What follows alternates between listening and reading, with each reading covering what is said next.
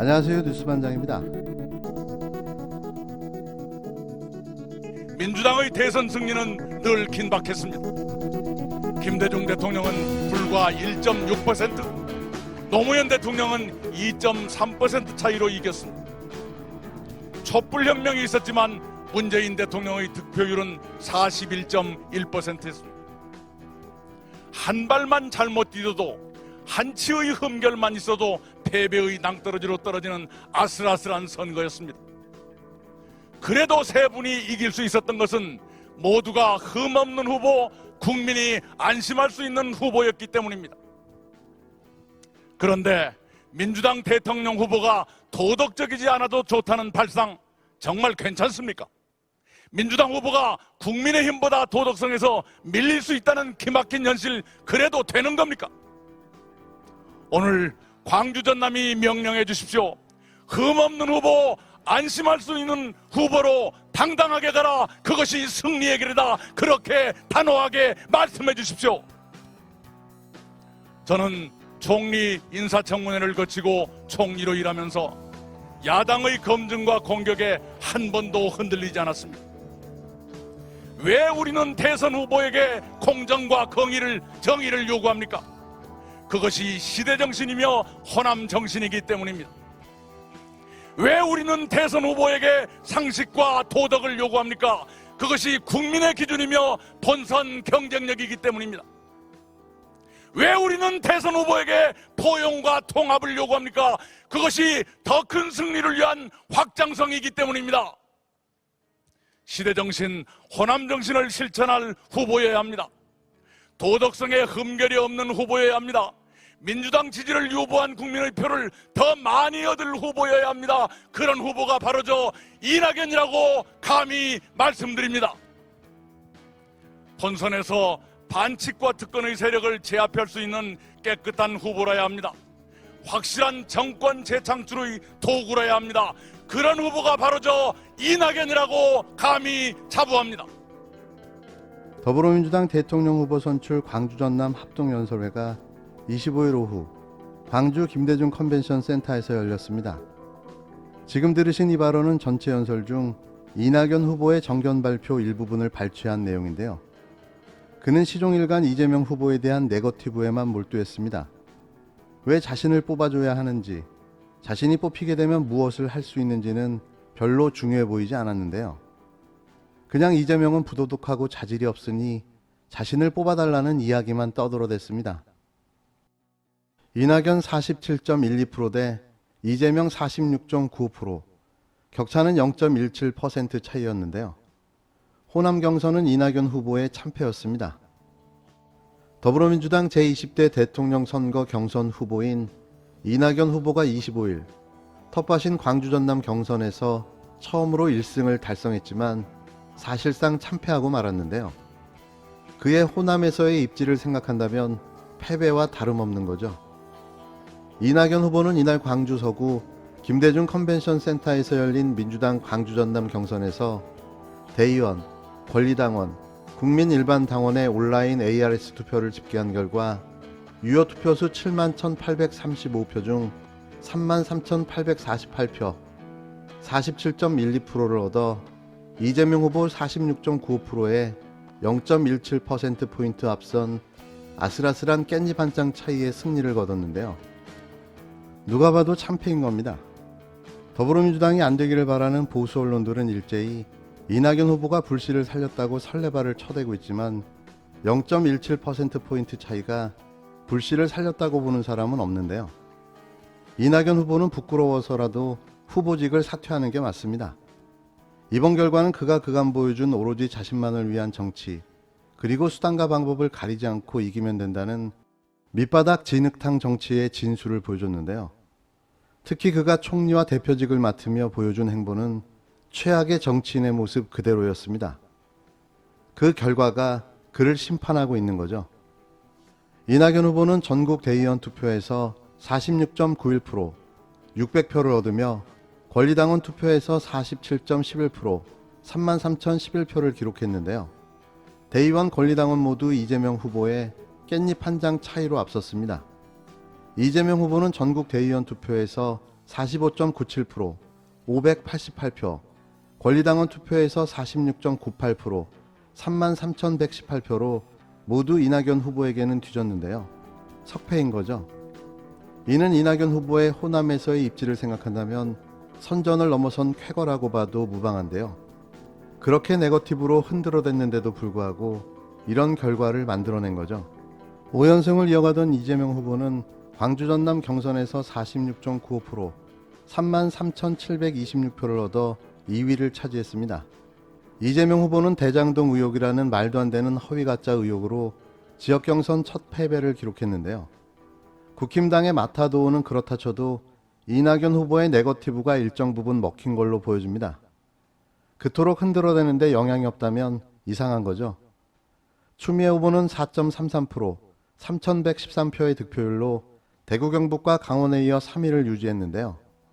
최하위를 기록했던 김두관 후보는 이날 0.94%, 677표로 박영진 후보의 0.66% 471표에 득표를 꺾고 4위에 올라섰습니다. 다만 누적 득표율로 보자면 이재명 후보가 52.9%, 31만 9,582표로 1위를 유지했는데요. 이낙연 후보는 누적 득표율 34.21%, 20만 1,638표로 이재명 후보에게 밀려 2위에 머물렀습니다. 아직도 두 사람 간 누적 득표율 차이는 18.69%포인트인데요. 엄청난 격차가 유지되고 있는 거죠. 그 외에 추미애 후보는 누적 득표율 10.96%, 6만 6,235표로 3위, 박용진 후보는 1.23%, 7,434표로 4위, 김두관 후보는 0.7%, 4,203표로 5위를 기록했습니다. 이날까지 누적된 총 선거인단은 87만 8,380명으로 누적 투표율은 72.44%입니다. 이런 결과가 나왔는데도 이낙연 후보는 승리했다며 오열을 하는가 하면 꺼져가는 불씨를 살렸다며 호들갑을 떨고 있습니다. 누가 봐도 참패인데 말이죠. 0.17%의 격차, 호남의 잠룡이라고 불리는 이낙연 후보의 현재의 모습입니다.